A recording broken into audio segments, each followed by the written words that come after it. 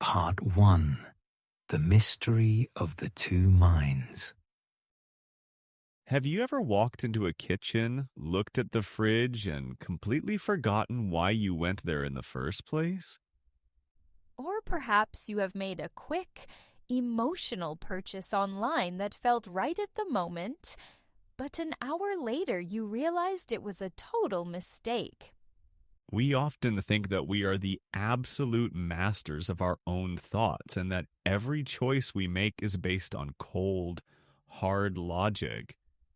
But what if I told you that most of your life is actually run by a fast, emotional, and often invisible autopilot? Welcome to your English Toolbox, your slow English podcast where we train your ears step by step. I am Martin. And I am Julia. Julia. Today we are exploring a masterpiece of psychology, Thinking Fast and Slow, by the Nobel Prize winner Daniel Kahneman. This is such a fundamental book for anyone interested in personal growth, because understanding how we think is the first step to thinking better. In this episode, we will reveal the two characters that control your brain, explain why your intuition can sometimes be your worst enemy, and show you how to slow down your thinking to achieve better results in life and in English. If you stay with us until the end, you will learn how to identify mental traps before they happen. You will improve your English vocabulary for psychology, and you will discover a secret to making more confident decisions in your daily life. Part 2. Meeting the Fast and the Slow.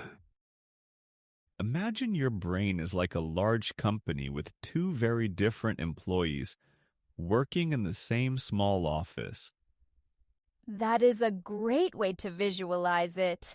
Who are these employees, and why don't they get along? The first employee is what Kahneman calls System 1. He is incredibly fast, he never sleeps, and he makes decisions in a fraction of a second without you even noticing. He is the one who handles the easy things, right? Exactly. When you see that 2 plus 2 equals 4, that is System 1 providing the answer instantly. When you read a person's facial expression and know they are angry before they even open their mouth, that is also System 1. So System 1 is our intuition, our habits, and our survival instinct all rolled into one. Yes, but the problem is that System 1 loves to jump to conclusions, and it hates being confused. And that is where the second employee comes in to save the day. Precisely. System 2 is the slow, logical, and hard-working part of your brain. He is the one you use when you are trying to learn a complex new grammar rule or calculate a difficult tip at a restaurant in a foreign currency. But there is a major catch with System 2, isn't there? There is. System 2 is what we call lazy. Wait, lazy is a very strong word to use for our logical mind. It sounds like you are saying our brain prefers not to work hard if it can avoid it. That is exactly what the research suggests. Thinking deeply takes a huge amount of physical energy. It actually burns calories and makes your pupils dilate. So our brain tries to conserve energy by letting System 1 handle almost everything on autopilot. Exactly. We think we are making logical choices, but often we are just following the first fast thought that pops into our heads because System 2 was too tired to check the facts. Part 3. The Storytelling Trap. WYSIATI. IATI. One of the most fascinating and dangerous things System 1 does is create stories to explain the world. We are natural storytellers, aren't we? It helps us make sense of the chaos. We are, but System 1 wants the story to be coherent and simple more than it wants the story to be true. Kahneman has a special acronym for this. WYSIATI. That sounds like a strange word. What does it stand for in plain English? It stands for what you see is all there is. It means our brain takes the tiny amount of information we have and builds a complete, certain picture of reality, ignoring everything we don't know. For example, if I meet a new person and they are wearing a very expensive suit, my System 1 might decide they are very intelligent and successful. Even though I have absolutely no evidence of their intelligence or their professional background. Exactly. That is a classic example of the halo effect. Because you like one visible thing about them, your brain automatically decides that every other invisible thing about them must be good too. I can see how this is a huge trap for English learners. If a learner hears a native speaker talking very fast with a perfect accent, they might assume that person is smarter or more educated than they are. Their System 1 creates a story of inferiority that can be very damaging to their confidence. But if they engaged System 2, they would realize that speaking fast is just a habit, not a measure of intelligence. Yes, but System 2 is often taking a nap, so it just accepts the fast story from System 1 without questioning it. Part 4. Anchoring and the illusion of value. Let's talk about another trick our brain plays that marketers love to use. Anchoring. I have heard of this in business negotiations. It is about the first number mentioned, right? Exactly. Kahneman showed that the first piece of information we receive acts like a heavy anchor in our minds. If you walk into a boutique and see a watch that costs $2,000 and then you see one for $500, the second one feels like a massive bargain. But if you had seen a $50 watch first, the $500 one would seem incredibly expensive and overpriced. Our brain doesn't look at the absolute value of the object. It only looks at the relative value compared to that first anchor. So our environment is constantly priming our brains to think in certain ways without us even realizing it. It is happening every single second. The words we hear, the music in a shop, even the temperature of the room can pull our anchors in different directions. This is why it is so important to be intentional about the English environment we create for ourselves. If you only listen to news reports about how difficult and impossible English is, your anchor for your own potential will be very low. And you will feel like you are failing because your brain has accepted a negative anchor as the truth. That is a very powerful point, Julia. By slowing down and choosing slow English, you are setting a new, realistic, and positive anchor for your brain. It allows System 2 to feel comfortable and safe instead of constantly stressed by high-pressure anchors. Part 5. Loss Aversion. Why we fear change. Now we come to perhaps the most famous discovery in the book, loss aversion. This is the idea that the pain of losing is much stronger than the joy of gaining, isn't it? Precisely. For most humans, the emotional pain of losing $100 is twice as powerful as the joy of finding $100. Evolutionarily, that makes a lot of sense. Losing your only food was a death sentence, while finding extra food was just a bonus. It was a perfect survival strategy for the jungle, but it can be a disaster for personal growth in the modern world. How does this specifically affect someone trying to improve their life or their English skills? It makes us risk-averse. We stay in bad jobs or keep using inefficient study methods because we are terrified of what we might lose if we change. Think about a student who is afraid to participate in a group discussion in English. They aren't thinking about the gain of practice. They are only thinking about the potential loss of their dignity if they make a mistake. Exactly. System 1 is shouting danger because it perceives a mistake as a loss of social status. And since System 2 is lazy, it doesn't step in to say, hey, making a mistake is actually the only way to gain fluency. We have to consciously reframe these situations to trick our brain into seeing the gain instead of the loss. Part 6. The Battle of the Two Selves.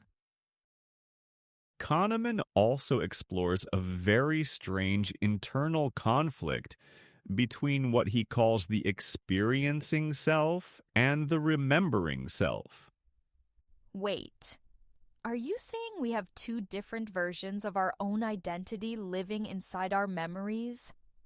In a way, yes. The experiencing self is the one who lives strictly in the present moment. That is the self that feels the heat, the cold, or the joy of a conversation right now. Exactly, but here is the truly shocking part discovered in the book. The remembering self is the one who makes all of your future decisions. That sounds very unfair to the version of us that actually has to live through the experience. It is unfair because the remembering self follows a very specific rule called the peak end rule. I think I have heard of this in psychology articles. It means we only remember the most intense moment and the very last moment of an event. Precisely. You could have a 2-week vacation where 13 days were absolutely perfect and full of sunshine. But if you lose your passport on the very last day, your remembering self will label the entire trip as a disaster. Exactly. It completely ignores the long duration of the happiness and focuses only on the painful ending. This explains why some people have one bad experience in an English class and decide they hate the language for the rest of their lives. Their remembering self has created a negative story based on one peak of embarrassment. They are ignoring all the small wins and the hours of successful learning they had before that moment. We need to be much more kind to our experiencing self by reminding our memory of the good moments. We do. We need to realize that the stories our memory tells us are often biased and missing the full picture. So we should intentionally celebrate the end of our study sessions to create a better memory? That is a brilliant practical application for our friends listening. Always end your English practice with something you enjoy so your remembering self wants to come back tomorrow. Part 7. The availability trap. Why do we believe some things are very common while we think others are very rare? Is it because we have looked at the statistics and the data like a scientist? Almost never. It is usually because of a shortcut called the Availability Heuristic. That is a very technical term for a podcast. What does it mean for a normal person in their daily life? It means that if you can remember an example of something easily, your brain decides that it must be very important. This is why people are often more afraid of flying in a plane than they are of driving a car to the supermarket. Exactly.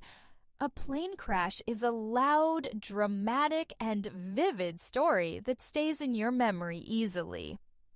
While car accidents happen every day and are rarely reported as big, dramatic news stories.